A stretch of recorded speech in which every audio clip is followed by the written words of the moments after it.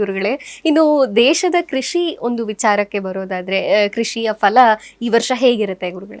ನೋಡಮ್ಮ, ಈ ವರ್ಷದಲ್ಲಿ ಒಂದು ಪಂಚಭೂತಗಳೇ ನಮ್ಮ ಮುಖ್ಯ ಕೃಷಿಗೆ. ಈ ಬಾರಿ ಏನಾಗತ್ತೆ ಅಂತಂದ್ರೆ, ಯಾರಿಗೆ ಅಧಿಪತಿಯನ್ನು ಕೊಡ್ತಾರೋ ಮಳೆಯ ಅಧಿಪತಿಯನ್ನು, ಇಂದಿನ ವರ್ಷ ನೋಡಿದ್ವಿ ಅತಿವೃಷ್ಟಿ ಅನಾವೃಷ್ಟಿ ಈ ವರ್ಷದಲ್ಲಿ. ಅದರಲ್ಲಿ ಮುಖ್ಯವಾಗಿರ್ತಕ್ಕಂಥದ್ದು ಬೆಳೆ ಚೆನ್ನಾಗಿ ಬಂದಾಗ ರೈತರಿಗೆ ಬೆಲೆ ಸಿಗಲಿಲ್ಲ. ಎಷ್ಟೋ ಜನ ಎಷ್ಟೋ ಬೆಳೆ ನಾಶಗಳನ್ನು ಮಾಡಿಕೊಂಡ್ರು ಪಾಪ. ಮುಂದಿನ ವರ್ಷದಲ್ಲಿ ಸುಭಿಕ್ಷವಾಗಿದೆ, ಆದರೆ ಅದು ನಮ್ಮ ಕೈಯಲ್ಲಿದೆ. ಹೇಗಪ್ಪ ಅಂದರೆ, ನಾವು ಧರ್ಮನ ಕಾಪಾಡ್ಕೊಂಡು ಹೋದರೆ ಪಂಚಭೂತಗಳು ನಮ್ಮನ್ನು ಕಾಪಾಡುತ್ತೆ. ನಾವು ಧರ್ಮನ ಬಿಟ್ವಿ ಅಂದರೆ ಖಂಡಿತವಾಗ್ಲೂ ನಮ್ಮನ್ನು ಕಾಪಾಡಲ್ಲ. ಅದೇನಪ್ಪ ಧರ್ಮ ಅಂದರೆ, ಧರ್ಮ ಅರ್ಥ ಕಾಮ ಮೋಕ್ಷ ಅಂತ ಕರೆದ್ರು.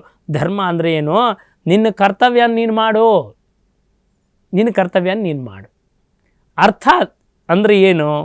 ಮನುಷ್ಯ ಪ್ರತಿಯೊಬ್ಬ ವ್ಯಕ್ತಿಯು ಕೂಡ ತನ್ನ ಜೀವನೋಪಾಯಕ್ಕೆ ಒಬ್ಬ ಹೊಲದಲ್ಲಿ ಕೆಲಸ ಮಾಡ್ತಕ್ಕಂಥ ರೈತನಾಗಿರಬಹುದು, ಆಫೀಸಲ್ಲಿ ಕೆಲಸ ಮಾಡ್ತಕ್ಕಂಥ ಒಬ್ಬ ಇವನಾಗಿರ್ಬೋದು, ಎಲ್ರಿಗೂ ಕೂಡ ಬೇಕಾದ್ದೇನೋ ಉದರ ನಿಮಿತ್ತಂ ಬಹುಕೃತ ವೇಷಂ.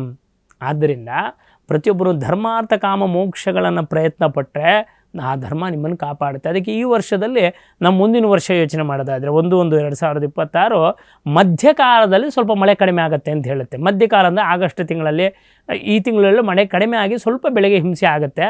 ಆದರೂ ಕೂಡ ಎಲ್ಲೋ ನಡೀತಕ್ಕಂಥ ಪುಣ್ಯ ಕಾರ್ಯಗಳಿಂದ ಭಗವಂತ ಖಂಡಿತ ಕೃಷಿಕರಿಗೆ ಕೈ ಬಿಡಲ್ಲ.